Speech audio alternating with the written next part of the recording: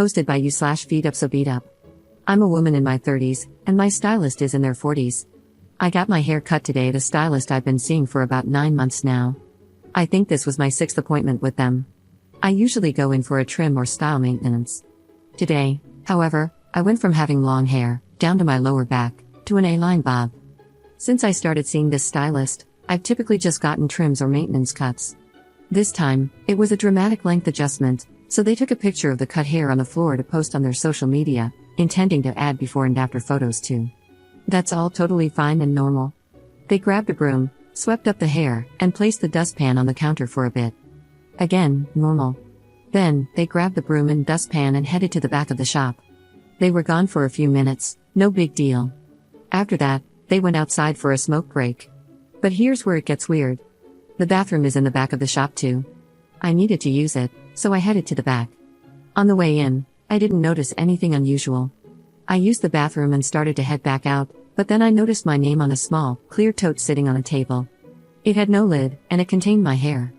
At first, I didn't think much of it.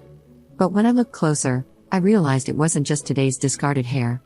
It looked like it had hair from at least a few of my previous trim sessions, mixed with potpourri? And maybe a little sand or something? There were also printed pictures of the cut hair with dates on them. The printer was sitting right next to the tote, and today's discarded hair photo was still in the tray. I didn't see any other containers like this when I looked around. It was freaking weird. I took a picture with my phone. Honestly, I didn't know what to think or do, so I just went back out to the salon. When the stylist came back in, I mentioned that I'd gone to the restroom, and they seemed to freak out a little but didn't say anything about it. I didn't know how to handle the situation, so I just let them finish styling my hair, paid, and left. As a socially anxious introvert, this was my nightmare. I got home, and the more I looked at the picture I'd taken, the more unsettled I felt. An hour ago, I texted the stylist, sent the picture, and asked them to remove the weird box. I also asked for an explanation. Here's what I said. Hey, I saw this and didn't know what to make of it. Can you help me understand what this is and why you have it? I'm not comfortable with you keeping this and request that you please discard the contents.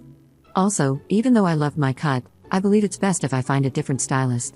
They haven't responded. Lol, WTF? Update 1 week later. It's been about a week, and with the holiday, I've been all over the place, but I ended up going to law enforcement to make a report last Monday. I'll likely end up going back if this person keeps contacting me like they have been. Here's a little timeline. Last Saturday, got a haircut and discovered the weird tub full of my hair, texted the stylist about the weird tub and said I'd be finding a new stylist. The hairstylist didn't respond. This is where I left off in the last post. A lot has happened since then. Sunday, I woke up to a bunch of texts from the stylist. It woke me up because, even though I have Do Not Disturb on my phone, I have a setting that overrides it if there are repeated contact attempts, more than 3, in case of emergencies. Here's what I got, copied and pasted. 3:49 a.m. I don't recommend going to a different stylist because of this. It's not a big deal. Small towns and people talk, and you may not find anyone that will take you after this, so I'd reconsider. I don't like threats. 3:51 a.m. So I have your biological material in? It's my property now. I can do what I want with it. I kept it because I can, and it means a lot to me. 3:54 a.m. Why you send the pic? I know what it looks like, it's mine. 4 a.m. You need to respond to me because I think it's a misunderstanding about what this is. It's no big deal, and you saying you are switching stylists has me triggered. I do good work, you said so. 4:04 a.m. I also charge a $350 client separation fee, so yeah, you can't just say you're switching stylists with no consequences, and I know you said you already tried a few people before me. There are not many beauty people in the area. 4:11 a.m. Asking for an explanation for a stylist having hair in a salon is crazy. Where else would you find hair at? I didn't do nothing wrong, but I will get rid of it if you are gonna cry about it, but only if you say you won't be switching to anyone else for your hair care. You mean a lot as a client and always tip well, and I do good work, so it doesn't make sense, and you know that, so maybe don't threaten someone who does your hair or hurt their heart by making accusatory statements. I didn't respond to any of those that morning because it was so insane to me. I needed to process things fully before deciding how to deal with it, so I just didn't respond. Sunday afternoon, I started getting phone calls. This person called me 14 times that afternoon. About every other call, they left a voicemail. Most of the voicemails just said, "Call me back," or "Text me back," but 2 of them were unhinged. I'll paraphrase, but the gist of the first one was, Sounds like they're crying, call me back, I'm getting scared you won't come back to me for your hair for real. I just like how your hair feels. That's why I kept it, call me. The second unhinged message was left late Sunday night at 11:38 p.m. It said, I got rid of it except for one lock. I found out I like watching your hair burn more than I like keeping it. I didn't respond to any of those messages, calls, or texts. The whole thing freaked me out. By that time, I decided I was taking Monday off work to go to the police. Even if they couldn't do anything, I wanted a filed report of the weirdness. I woke up Monday to an email from the stylist with an invoice of $375 for a client breach of contract fee as the chargeable line item, again, copy and pasting here. The email body was just, for being a BTCH. It was sent from their business email too, so they're really doing everything they can to ruin themselves. Even if I had a contract with this person, which I don't, the original amount was $350. They can't even get their extortion fees right.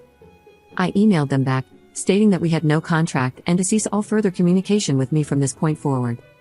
I got ready and started heading to the police station around 9:45 Monday morning. I live in a rural area, so there are portions of my drive to and from our main town that don't have cell reception. When I finally got to town, I had 4 voicemails. I knew immediately who they were from. I talked to one of the officers on staff. They took my statement, a copy of the email, and asked me to forward all the texts and screenshots of the number of calls. They said, at the least, the calls and texts could be considered menacing and harassment. But the voicemail where they mentioned how they liked burning my hair was potentially concerning. The officer advised me to contact a legal representative in case this person tries to take the bogus invoice to civil court. They also said I'm welcome to change my number, but having piling evidence if they continue to contact me after I explicitly told them not to in the email would only help me. I reached out to a lawyer Tuesday and left a detailed message regarding the situation. They're apparently out of the office until next Wednesday for the holiday, so we'll see if they have any advice. Since then, I've received many texts and calls from the stylist. They even sent a happy Thanksgiving text on Thursday morning. Regardless, they are giving me a lot of evidentiary material to work with, but I'm so unsettled. I can't wait to hear from the lawyer this week. Second update 1 week later. Firstly, I am okay and safe for now. The person has continued to contact me regularly via phone and email. I do have personal protection that I'm comfortable with and can wield accurately. However, I'm nearly certain this person does not know where I live, so I don't anticipate any type of confrontation here. Our house and property have complete camera coverage as well. If anyone or anything shows up, we're well aware.